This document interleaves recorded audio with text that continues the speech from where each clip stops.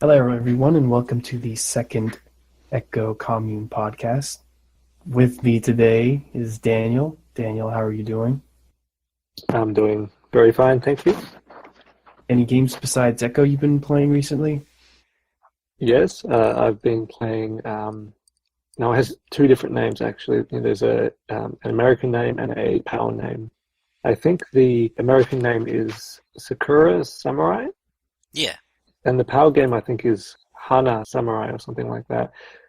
I actually just go by the American name, but yeah, I've been playing that over the past couple of days. Oh, cool. What is it like? Well, it's a 3DS eShop game and like a 3D combat game. And you play as a samurai, and you're surrounded by various enemies, and you take them on one by one, and you're automatically locked on to each individual enemy, and you have to evade their vertical and horizontal slashes, or their throwing stars and arrows.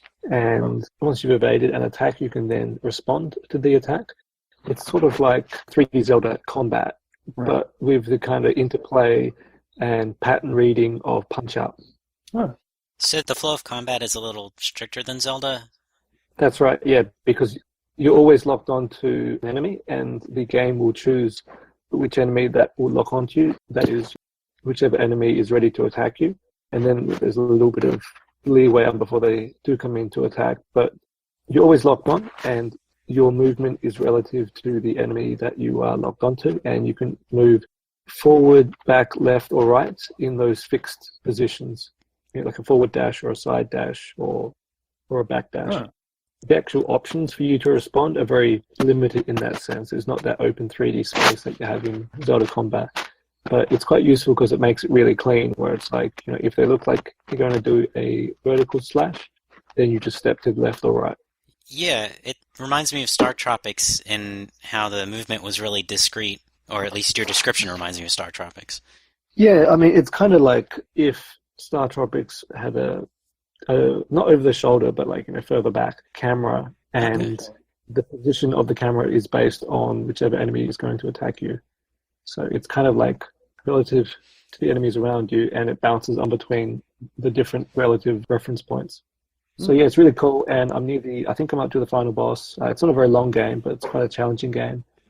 It really is like Punch-Out in the sense that you've got to memorize the patterns and so on. So yeah, I'm really enjoying it, and I totally recommend it.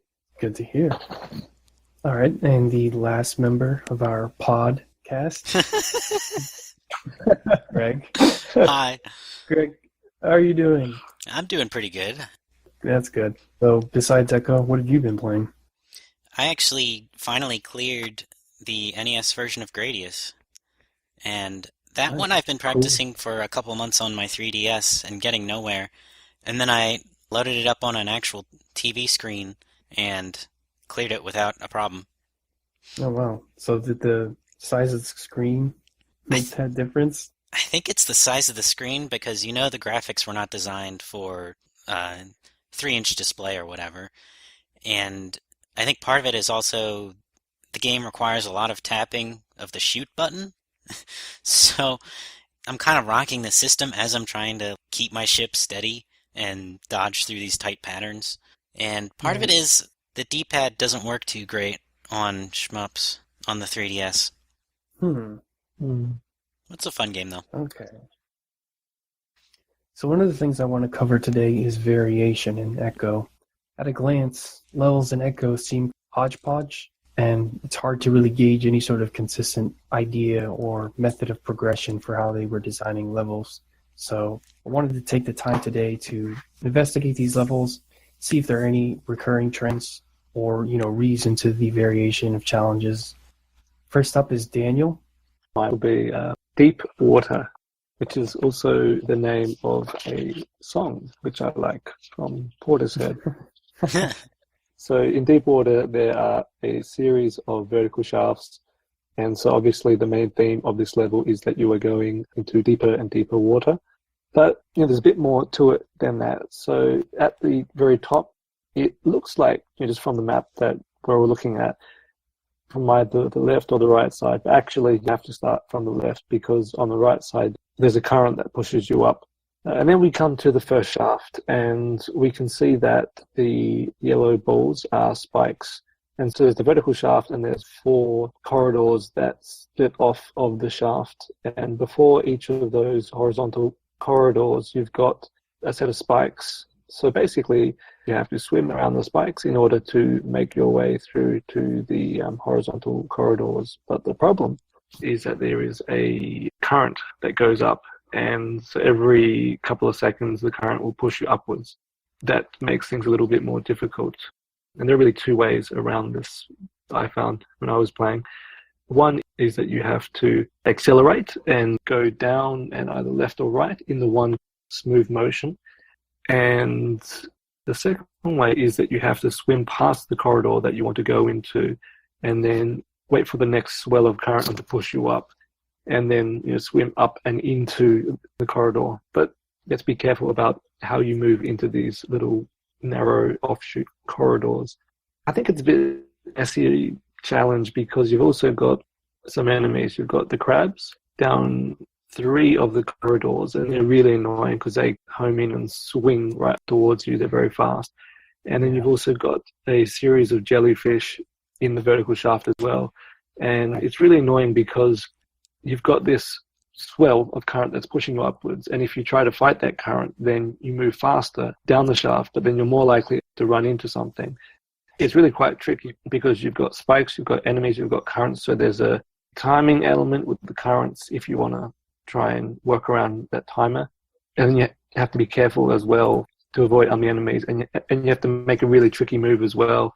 So there's a lot for the player to consider. And I think just by adding those jellyfish, I think they overdo this challenge and it's a bit too much for the player. That corridor speaks a lot to what makes Ecco Ecco. First, you mentioned that it has the current going upwards and how there's a couple of different ways you can adapt to how the current behaves. And I feel like in general with Ecco, moving through space is just messy enough that I'm not certain what to do, but at the same time lenient enough that I can wrangle it to get to do what I want. So in particular in that section, I would just hit Ecco's nose on the bottom and then lean towards the left and hope that he swam into the passage I needed. 2, there's those dead ends, which they're a very typical... Yeah, I mean, I found that, they just said, well, this is pointless. Like, you can pretty much just swim right through the enemies and then just eat some fish at the bottom of the shaft. And that's the quickest, most effective way to get through. And it's a good way, and it's a typical way of enticing you to use that sonar. By this stage in the game, you should be pretty comfortable looking ahead of yourself with the sonar. It's a useful tactic throughout the game. And also, like you said, a lot of times it's just easier to eat the damage and then refill your health later. Throughout the game, they're really lenient with health pickups or power-ups. Yeah. So when you mentioned the wacky crab enemies and the jellyfish that take up space, you can take more damage getting caught up and trying to kill them rather than just swimming straight through them and eating the fish. What really compounds that problem too is that because there's that current moving you up and down on the shaft, and because the enemies respawn pretty much as soon as they're off screen sometimes, it's a bit of a messy situation. I think that the nature of their respawning really compounds on the difficulty. Yeah. Isn't it funny how a lot of times in games we appreciate layered challenges and sometimes they come together harmoniously, but here in Ecco, a current and an enemy, it seems like a challenge that's a good idea, but somehow we all get the idea that it is kind of a mess. And I agree that it doesn't play well, but it's curious that it doesn't, and I don't know that I can explain why. Well, I mean, the current is moving you around a lot. And if you move around a lot, then you'll be moving towards and then away from the enemies. And so that means that there's a high probability that they'll respawn. And so then it's like, why even bother trying to kill them in the first place if in 2 seconds a current's going to push you upwards and then they'll be back again? It's like the effort's going to for nothing. Even if you have the sonar attack, the time it takes the current to push you upward can easily have those enemies respawn. And the charge attack is pretty much your best shot for going through that, and assuming the auto-targeting works. Of course, the current will still push you up. No, actually, never mind. The current won't push you up, because if you're already moving, Echo does a charge instantaneously. So the charge attack actually is your best way of going through that in a smooth manner. So that's normally what you would do. Actually, if you successfully attack an enemy, won't that pause you and then allow the current to push you Oh back? yeah, that's what it was. You have to swim through them. It's Echo stopping after you kill the enemy Yeah. that you end up getting pushed back up. So yeah, I think you still have just enough time to hit the stroke button fast enough that you can keep them from respawning. Okay. I don't know. I have to review my own video. And so then we have a series of channels entirely on the left-hand side, and for the rest of the level, I think they more currents. So it's really just that very, very top part, like the kind of roundabout at the top, and then you've got that first shaft, and that's it for currents. And I feel like the first challenge would have fit in with the rest of the level if they just removed the currents. In any case, you've got a similar thing going on for the rest of the level, where you'll go down a long shaft and then you'll eat a few fish or get some air, and then you'll go down into the next section, and it's broken up quite neatly. And we also see that they have a few patches of spikes as well. Ironically, the first challenge is probably one of the most difficult challenge of the whole level, I'd say. Yeah, trying to get through that unscathed. They do that a few times in Echo. So it's kind of inconsistent with the rest of the level. But yeah, once you get down past the first challenge, it's not too bad. And so really the elements that differ between each of the challenges is really the position of the spikes. And so we see that on the further you go down, there are more spikes. For example, there's like a small patch on the left, right, and at the bottom of the first, second, third shaft.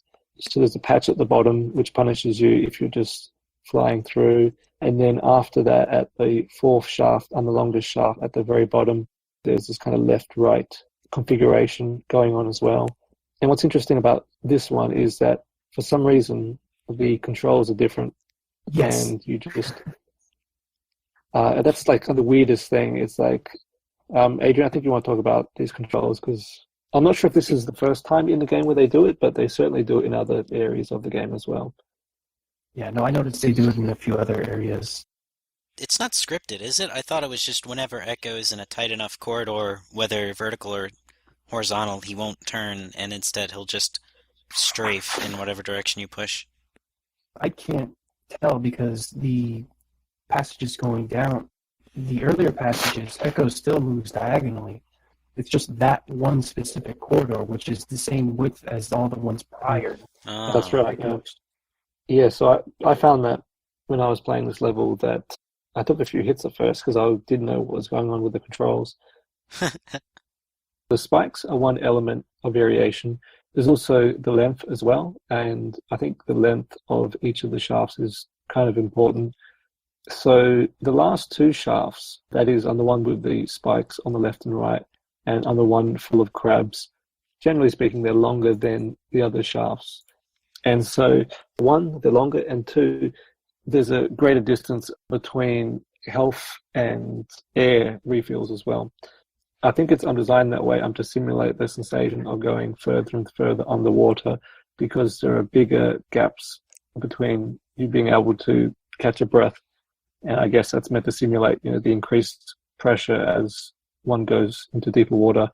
I also think it gives the level a nice verse-chorus theme and variation pattern, where you actually get recurring motifs, like the vertical shaft comes back, but it's modified on later iterations, and the level design feels tighter and really pleasant here.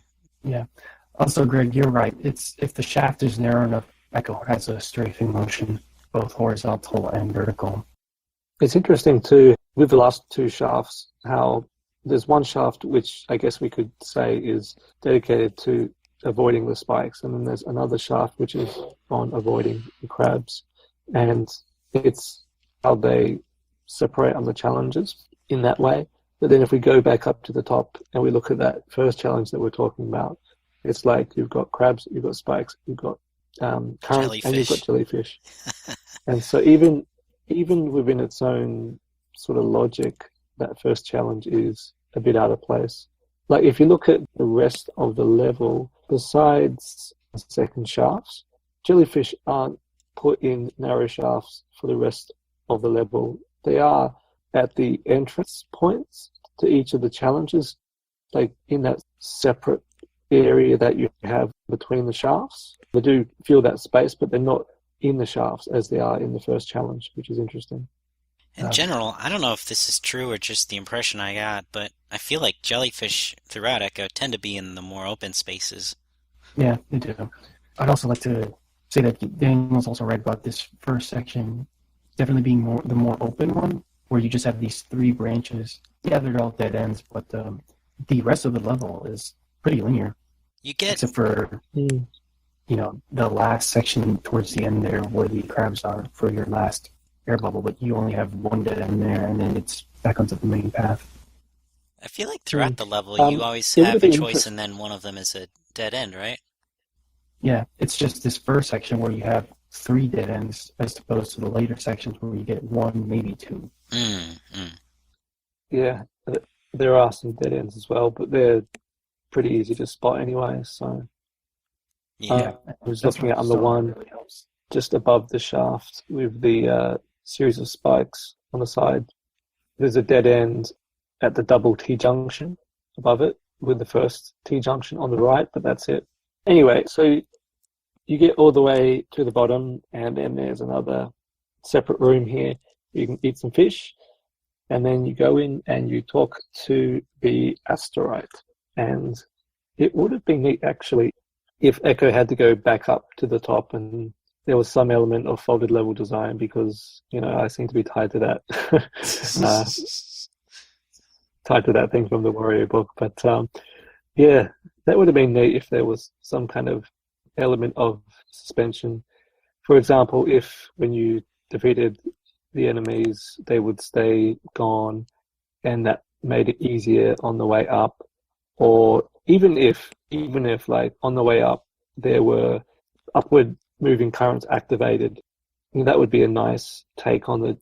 But yeah, you just kind of get to the bottom and you talk to the asteroid, and then you kind of don't know where to go for a while, so you go back on the way that you came, and then Echo just swims off screen, and then you're in another Echo place. does the folded for you. Yes, he does. So I thought this level was pretty neat because it does have a theme, and there's clear and obvious variation on that theme, and it ties in well with the game's overall, I guess its overall theme of, you know, swimming around underwater, because you're talking about deep water. Right.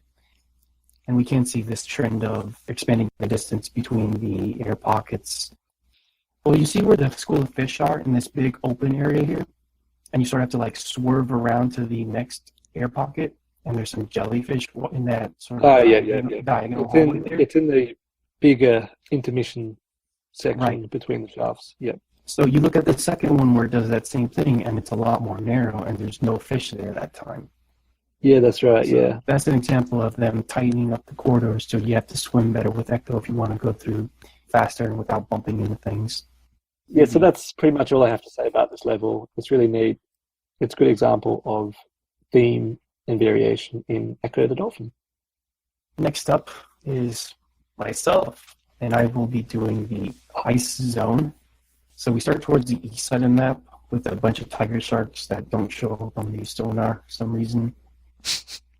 The tiger sharks themselves are actually simple enemies. They just move left and right and, you know, sort of dash at you if you're in their line of sight.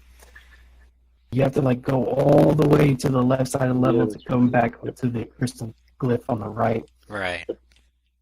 So you have quite a few dead ends in this level. There's a lot of ways this level sort of like sets you up for getting confused, because you'll go down these 3 shafts there towards the bottom. All of them are dead ends. So the trick to this level is to actually use Echo to jump up and slide on the ice to reach the other sections to the west. So you jump between the different ice ponds. How long did it take you guys to figure that out? Not very long, actually. I got it like in about 5 minutes. It wasn't hard to figure out what to do, just executing it was the issue.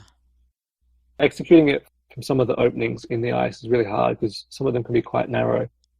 Yeah. In fact, the first one you might actually land in to the west, that one's actually really narrow. And if you don't jump over, you'll have a hard time trying to jump out of that one. It would seem that the theme of this level is probably quite uninspiring of dead ends because Right. there's so many like interconnected areas here that you explore. You get to the end of the level and you're like, oh, what was all that for? This level is actually really short when you know where to go. Right. The main deal with why this level can take so long is just because of the amount of dead ends you can have. It really is just the first pond you land in to the west, go straight down through a narrow passageway of jellyfish, about 4 really annoying crab things that you're going to have to go through, and then where the crystal cliff is, there's about 3 more, maybe 4 more if you get too close to the ceiling of those stupid stone crab things before you get the key glyph, and then it's just backtrack to where you found the first key glyph, or the first key gate, I should say. So yeah, this level, as far as variation, isn't really easy to nail down a theme or even what the idea behind the enemies are. They have a tendency to put these jellyfish in these vertical shafts, I can say that much. And a lot of these stone crabs inside the walls, which is kind of annoying sometimes, especially when you can't see them because they're behind the ice itself. This is one of those levels that prioritizes understanding the space above the water, and the ice plays into that nicely because you get a different challenge on the ice than you typically do above the water. Yeah, I would say that applies even more to the level that comes afterwards, which is actually hard water, to where you're even jumping over spikes. So you start off with the tiger shark pond. This is easy for anyone to see in this sonar map. And the main way you want to head is to the west here. If you go south into the caves, you'll end up wasting a lot of time. Not to mention, but here's another big deal about hard water, is that there are 0 air pockets. Absolutely none. Another big deal with hard water are the moving ice blocks, where it's very easy for them to crush you. That's the main danger they present to the player. Can I just say about the crystal glyphs and going the wrong way? Right. Sometimes part of the challenge in Echo, when you use your sonar map, is you might see a crystal glyph up ahead and think, oh, I want to go check that out. But you should be using the landscape around it to tell what kind of glyph it is. So I honestly can't remember if you can pick up the glyph on the right on your map or if it's too far away. But if you could see that on your map, then you would see, oh, it's in a hallway, so it's probably a barrier glyph because it's blocking a passage that I could go through. Whereas when you see the one at the bottom on the left, you should recognize that that's a key one because there's nothing past it you would ever want to get to. Yeah. If you can see the arrow because those arrows on the sonar maps, they actually do show up in game. If you see that arrow, definitely a barrier glyph. I just don't know if you can see it from the tiger pond area. Because if you can't see it from where that tiger pond area is, then that means by the time you use your sonar to see what kind it is, you can tell firsthand if it's a barrier glyph or not, and you'd have gone a long way already to even reach it. And what's not showing up on the map here is the moving ice blocks. The most of them conglomerate on that spot, which is the most difficult challenge. So yeah, in this one, they actually put the hardest challenge, which is with the moving ice blocks towards the end. And it's really tense when you hit the key glyph, go all the way back, go through the crushing ice pillars, only to die at that last spot. So would you say this level is characterized by the ice blocks? Yes, they use them much more in this level. I don't even think they appeared in the last one. I don't remember if they do. I don't think they did. But in this one, yeah, the crushing ice blocks that move left and right is a key level element that sets up the challenges in this level, aside from the obnoxious crabs, which there are plenty in this one. There's no jellyfish. There's no jellyfish this time around, but there's plenty of annoying crabs. You already know how I feel about them. I think they're, a weak part of Echo's enemy design. Although because there's so much fish in this level, it's very easy to tank some hits, immediately get some food, and then just keep on going. So it's not as bad as this level as it is in some others because food is so plentiful. Of course, the time you waste needing to get fish can also cause you to go down, get enough, oh no, I need health, and then you waste time getting health, and it's like, oh great, I gotta go swim back all the way back up for air, and then try again. So really the most dangerous thing in this level are actually those crushing ice blocks, because they crush you, that's it, start over. Yeah, some of the enemies in this game don't do damage, they just instantly kill you. Yeah. Now this level actually comes before the one that Daniel did, and I actually find this one much harder. I know for sure I died on this one way more than Deep Water. What about you? What do you guys make of this level? Yeah, the levels tend to have a lot of inconsistencies in the difficulty. I mean, obviously, some levels should be designated. You can't always be testing the player to the maximum of their capacity all the time. Like there has to be moments of rest. But yeah, it's just really weird in Echo. Some levels are really hard, some levels are really easy. The whole prehistoric world actually I found was quite easy. Yeah, I kind of sailed through that one. There's also this area which is in the bottom center. So that is if you start out from the Tiger Shark Pond and you go south, and then you take the western side of the junction, and there's just like some crabs and some fish. And yeah, so there's a dead end in that one too. I mean, this does seem to be a bit of a trend as well, where there's like dead ends. I'm not sure if that's part of them trying to simulate reality, or you like simulate a real environment or what, but it's not really enjoyable as a player. I enjoy just swimming around and getting a mental map of everything. Yeah.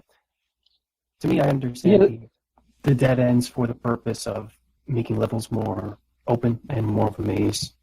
Of course, in this level, that dead end in particular can be a bit more frustrating because of the fact that there's no air pockets at all in these levels. So if you go down there, waste your time checking that out, you'll have to go all the way back up past those crushing ice blocks again and likely get yourself killed. Yeah, it's just faster to die when you get down there. Yeah. Yeah. It's also with the challenge on the left-hand side, they kind of teach you that once you run out of air, then your health starts to slowly decrease. And levels like this teach you about the relationship between air and health, and on the fact that if you play okay, then health is just like extra air. And so you can just treat it as such in levels like this, where you have to go down quite a way without a chance to actually get some air, but there's still health. And I know in some of the later levels there's that trick as well, where it's like you can just abuse those schools of fish and still have no air. Yeah, it's not really a thing I got to take too much advantage of, using food when I'm all out of air. I always felt that when you're out of air, your health decreases too fast for the eating fish to be useful. Yeah, that's how I felt too. I couldn't eat fish fast enough to make that really a viable strategy. Oh, okay. Yeah, no, I got to work a little bit, but oh, dang. Yeah. You got really good at eating fish then. I love fish. What can I say? I think it was in one of the, for lack of a better word, the Aztec levels where I used that trick. But yeah. Anyway, I got to be off now because it's 10:45 over here. So you guys have a good chat, and I'll talk to you guys later. Later. Have a good one. Bye. So Greg, it's your turn. Yes. I picked Trilobite Circle. I picked it because it felt the most normal out of Echo's levels.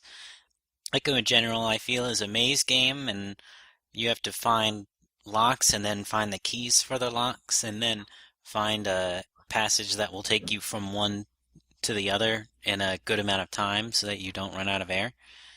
And I feel like that's what you do in Trilobite Circle. You start off towards the center of the level, and you have to hop above the water.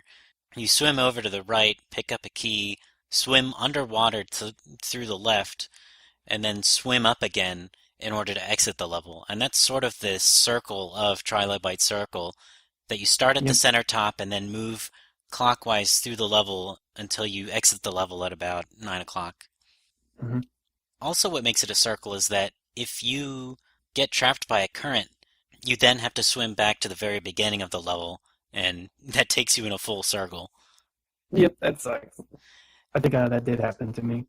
Another thing that makes So, this uh, another thing that makes this Trilobite Circle is that they really love those chasing enemies, the Trilobites, yeah, and unless you kill them, they'll follow you, even if you try to despawn them by running away. yeah. They're basically the same as the crabs, except I guess you could say their despawn range is even larger. It's also the first level that has, or it's not the only one that has that seahorse thing. I think there is another section where you see that guy. Yeah, I'm pretty sure there's another one. He shows up in the second asteroid level. Yeah. So this seahorse thing is weird. He shoots out smaller seahorses when you shoot him. Yes. And I know it's a him because male seahorses are actually the ones that give birth because they're weird. So that seahorse is like a mini boss, and he's guarding the first key glyph. And Yeah. he seems really unbalanced in that if you use your regular charge attack, I don't believe there's a way to avoid getting damaged. So I feel like Death Sonar is the only way you can feasibly beat him. Yeah. Or do what I did, which is, swim right Swim past right them, past him. get the invincibility thing, Right. and then just ram into him until he dies. Because he can't turn around. Most of the enemies are not remarkable.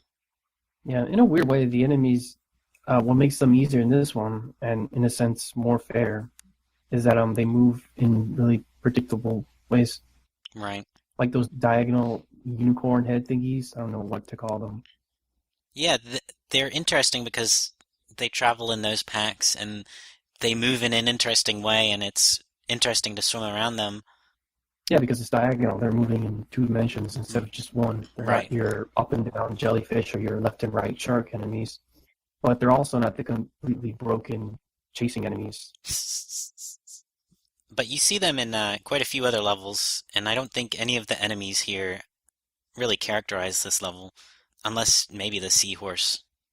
This level is really Okay. more about its structure, figuring out the Yeah. circle. There's only one air pocket in this whole level, and you have to really make the most of that one when swimming through. Right, that's after you get Past the this, key and you pass the barrier glyph, you get one air pocket, and that'll take you through to the end of the level. But honestly, this level isn't too bad because the first key glyph that you get is also an invincibility glyph, which gives Mhm. you free air for quite a long time. So you can Yeah. use the invincibility to book it straight through enemies, and you have infinite air while you do so. Yeah, that feels more like an early game kind of thing rather than a late game one, giving invincibility like that. Yeah, What do you think? they introduced the invincibility in Atlantis, and I feel like that's about halfway through the game, right? Yeah, It made sense in Atlantis because it fit with the environment, but for it to continue appearing throughout the game felt weird. But I was just happy to have something that was an easy way to get air and health back. yeah. In a way, it acted as not only just as an air pocket, but also as food at the same time, since it did both at once. Right. So yeah, that's Trilobite Circle, where the enemy challenges aren't too involving and the navigation challenge is really what it's about. Yeah, that's all I can really get out of this. I'm sorry. No, I mean that's why I picked this level, is that I feel like most of Echo, there's not a whole lot to talk about. I'm trying to see if I can find ways to distinguish this from hard water and what may make this either more interesting or more pleasant to go through. Well, Hard Water Um, is more, that introduces a unique challenge that you haven't seen before in the game. This and in this level, as you move through a loop, which I don't believe happens elsewhere in the game, and if it does, it's nowhere near as prominently. Like this loop goes through the entire level. If you take a wrong turn, you have to do the whole thing over again. yeah. This level is technically bigger. Trilobite Circle, I mean, is technically bigger than, hard water. It has about the same amount of locks, which is one key glyph, one key barrier.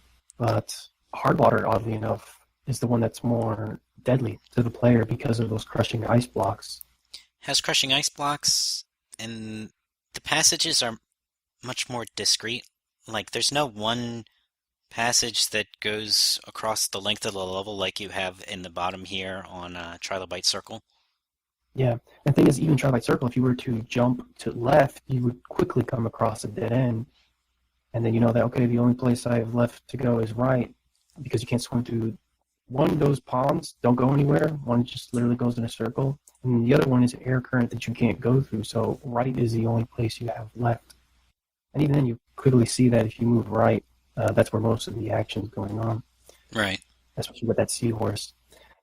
But in hard water, there's a lot more dead ends you can go through. Like, you can spend, like, I know I myself spent a lot of time going down through these crushing ice blocks into this southern tiger pond, only to get to that big ice block conglomerate, only to realize that, wow, that was not only one, my first big dead end, but two, there was more level I need to go through. So you can spend a lot of time just to find that one dead end, and then you have to go to the left half of the level, and that in itself is its own maze with its own bunch of dead ends.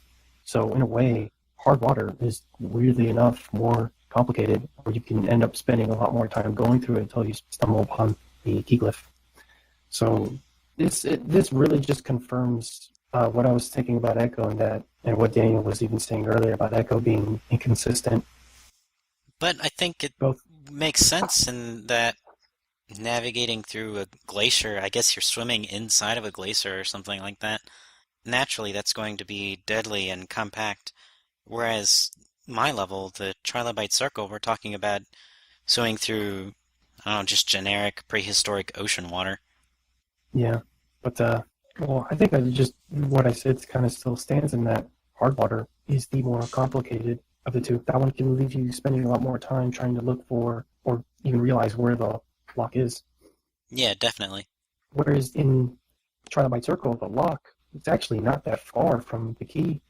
They're within close range with each other, whereas in hard water, the level is clearly divided in half, and the first lock is deep in the first half of one, and the key is in the deep half of the second half. Yeah. So, yep, Echo is inconsistent. I think I can solidify that thought with these two examples, especially when they're so far apart from each other in terms of, when you do these levels. So to sort of wrap things up and to come to a conclusion, we were kind of right in our suspicions of Echo sort of having weird, inconsistent level design, where levels can just be randomly harder and easier than ones that come before it. Echo's kind of weird.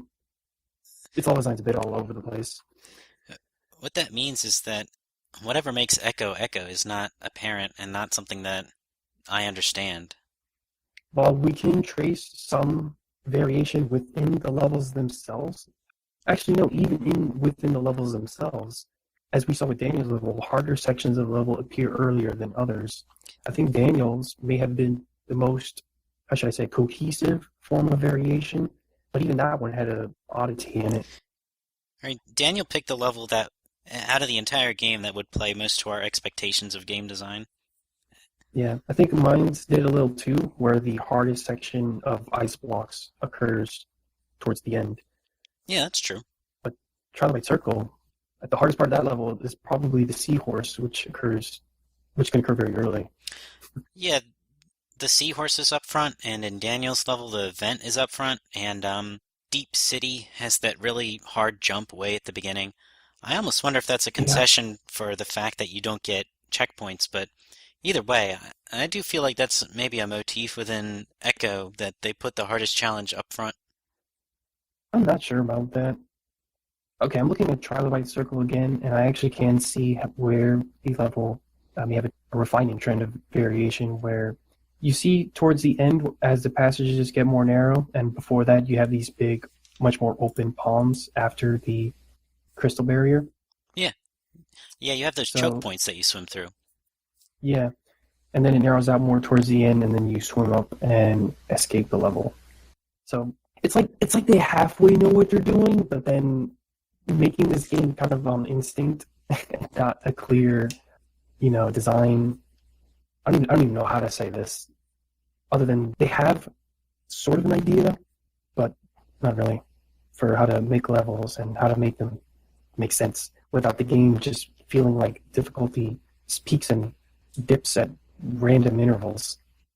I guess I feel differently. Whenever I come across something like this, when I don't understand it, I take that as a sign that I'm missing something. Yeah, I wanted to take it that way too, but to me, with our example of hard water and Trilobite Circle, I mean, hard water is very clearly more deadly because you go through these narrow passages with these left and right, ice So blocks. I mean, I don't think there's any refuting your point that one level is harder than another, but that doesn't mean that Echo has no design or artistry to it, that there's nothing holding it together. That just means it's not apparent. I'm not sure if I would say that because we found that it was apparent that levels would just be like here, hard water, earlier level in many ways both as a maze and for level challenges harder than Trilobite Circle, No, which occurs later in the game. And so my point is, then that's not what gives Echo meaning. Echo doesn't have meaning because of its difficulty progression. It doesn't have meaning because of its enemy variation. It doesn't have meaning because of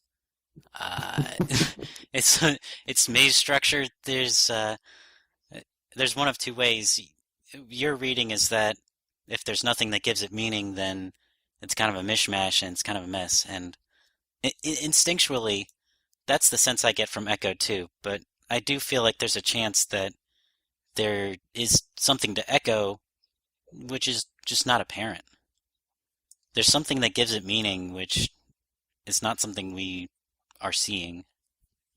Yeah, but I was taking this section to hopefully find if we could see something. I mean, the only one I can really think of is maybe story-wise or like level thematics, where you go into, friendly waters, into more dangerous ones, into frozen ones where there's less air, back into the island zone again where you meet the asteroid, so it eases up a bit before you go into Atlantis, and you go back in time to a more dangerous period with, prehistoric animals, because in general things in those times are bigger and more deadly than they are now.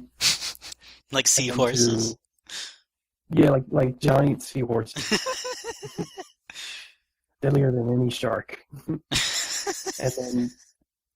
and then to straight up aliens. So that's the only thing I can make sense of it, but in all the other, gameplay wise, which, Right. Actually is the one I care about the most, there are points where I can just look at it and say, actually, I can confirm for myself that it doesn't make sense. Like, I don't know any designer that would say, oh yeah, I made my earlier level way harder than my later level, but not in that sense of pacing. Where it sort of dips up and then dips back down a little bit, the denouement. Yeah. Because it doesn't even happen in that sense. Right. So, although to be fair, the last level of Echo is really hard. Oh my God. And not in a good way. So they got at least that part right. Even they knew as designers that, well, our last level's got to be the hardest, and boy, did they go absolutely insane about it. That level was designed by the Vortex Queen herself. I would say two things to that. One, You go. that's why the subject of our first podcast was naturalism, and that your comment about how environment informs the level design, that's the only thing I can find either. And two, if that's the only thing that makes sense, then that's like what you would choose to talk about. Whereas if we can find all these things that are inconsistent and make no sense, then it's worthwhile to discuss them to see if there is something there. But once it's apparent that difficulty is just random, then that's not an interesting thing to talk about with Echo. Actually, I would say that pointing out the difficulty is interesting to talk about. I mean, you have to dig through the levels and be able to point it out yourself, and not just take our word for it. No, I can be like, here, I can show you, and you can go see for yourself. I think it is still kind of interesting. Yeah, it's worth knowing, but I guess not talking about in detail. Or right. Yeah. Well, no, even then, I still would like to know, how random does it get? How much does it dip and peak? But we're not going to go that deep because Yeah. basically Daniel's Wario Land 4, where we're taking apart each and every single level. I just wanted a few to cross compare and see what the variation was. Yeah, get a And sampling. as we've kind of come across, yeah, and as we got through our sampling, the variation is kind of a mishmash. I do think that, for as haphazardly as we picked levels, we did get a good variation where Daniel had one that was a very strict and sensible level design with theme of variation, and you picked one that had a unique killing element that Mhm. characterized the level, and then I picked one that had a unique navigational challenge, and so it gave a good sense of the scope of Echo's challenges. Yeah. One thing I do want to cover is that final boss, or just before we wrap this up. And what did you think of it? To me, it was kind of cool, but also just a big disappointment. I thought it was really awesome, but I also thought it was dreadful that you don't get a checkpoint before the final stage. Oh So, yeah, like, that was fighting the final boss with a 3DS save state at the beginning of the final boss, I thought it was fun, but having to play it on an actual Genesis, I'm sure, would be torture. yeah, it would be because you'd have to pay through the whole. And by the way, that last level goes 6 minutes. It is a 6 minute auto-scrolling level. When I So read that, I didn't believe it. no, every time you want to fight that boss, you have to play through the entire 6 minutes over again. So yeah, for the boss, I thought it could be so much better if Echo just wasn't being Echo. And what I mean by that is, because the thing is, that first phase you can actually blow through it pretty quickly when you know what you're doing, and you The take eyes? advantage of. Yeah, you shoot off his eyes. Where I think it's a woman, by the way. Yeah, take advantage of Echo's movement. Shoot diagonal, shoot it in the eyes, circle around and avoid these sprays. Which it's kind of the first thing is that I wish the damn thing fit on the screen because Yeah, it still feels super zoomed in, and there's no way to dodge those things from below because they lob upward, but then they just drop really fast, and there's no like pattern really to the way they spurt out. right. So it would have been cool if they came out in clear lanes, like say, what a Mega Man boss would do, which was it would probably lob out like 4 balls, 2 to each side or something like that, and then you could sort of like slip in between them if you're really good. Like that Right. would have been sick. But no, it sort of just barfs a whole bunch. It barfs them out of its eyes too, so that's kind of creepy. Well, that's fitting with So, Echo in that it's not about avoiding damage, it's about taking damage smartly. well, that's the thing. In that boss, you lose your regeneration ability for some Right. reason. Yeah. Yeah, Asteroid lied to you. My power it only works for this one level, and then it goes away. But after that, it was kind of what do I do now moment with figuring out how to kill it. And it's like, oh, you got to hit him in the mouth. Oh, by the way, this is another thing that kind of bugs me about the fight is when you're using Echo's death sonar, or if there's just too many sounds going on in general, it'll actually like delete out other audio channels to where you can't hear him doing the suction thing. And that's Oh, one things that would trip me up when he barfs out of his eyeballs is sometimes Echo would get sucked in and I would get hit into the balls. mm. That still is better than taking damage from the aliens who for some reason they changed the hit invulnerability rules to where they sort of just drain you instantly. Yeah, it's an Whereas instant. Yeah, it's tantamount to an instant kill. yeah, but those balls, they have normal hit invulnerability rules Right. where it's like, oh, I get hit and I flicker for a little bit. And it's like, okay. Honestly, that boss is But hard yeah, enough that you could do it without the respawning enemies. yeah. Hitting in the mouth, though, that one, you can get a rhythm to it, and it's really nice when you do. Yeah. But it's also, sometimes those green things just spawn out of the holes in ways that can kind of drag on the fight because it's like, go away. And you don't want to take your chances with attacking if he doesn't do the suction first, because if he does it as you're attacking him, the You're, force is too strong for you to go away if you're too close. yeah. And then he hits you in instant death, which makes sense. I'm okay with the instant death, but it's the green sludge things at the bottom that can drag on the fight if you happen to miss a beat. I would just keep the cannons off screen. Oh, they appear on the bottom too. Oh, that's what. Yeah, I would just stay high up high enough off the bottom of the screen, and that meant I spent a lot of time chilling out when I could have been attacking the Vortex Queen, but I didn't want to risk it. Okay. I find that you can actually knock out its 3 jaws, S3 apparently, really fast if you get that, rhythm going where you hit him, immediately after you hit it, it'll always suck. Yeah. So that's what I mean by deadening the beats. Like, hit him, sucks, hit him again, suck, hit him again, suck. Yeah. Hit her again, suck. And then after that, it took a little while for me to figure out, okay, now you have to hit its big ol' head. And of course, you have to do a charge attack because the death sonar doesn't do anything. And then that's when aliens just start spawning out of its forehead. That one was fine. I actually got that phase on the first go. I did not, but I'm fine with it too anyway. So yeah. Still though, one where it's just disappointing is like, oh, this could be cooler if you just change some things a little bit and didn't screw with the hidden vulnerability rules in the last minute. And it almost makes you wonder, what if there were more bosses in Echo? And that's something I hope we get to see more in the sequel. I did not like these bosses, so... I thought you said this fight was cool. Yeah, but these asteroid fights and the Seahorse mini-boss? Oh, okay. I don't even call those bosses. I guess just more things like the Alien Queen. Yeah.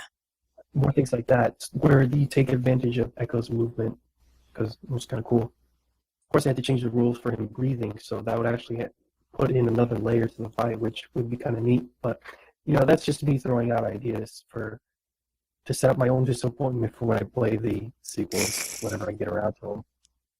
This was one long conclusion. I believe so, yes. So, any final words, Greg? I never thought I would play through Echo, and I did so with save states, but I still made it farther than I thought I would have. Same here. I made it farther than I thought I would have. Well, actually, no, I'm always intent on beating every game I get my hands on, but Echo's a disappointment, I would say.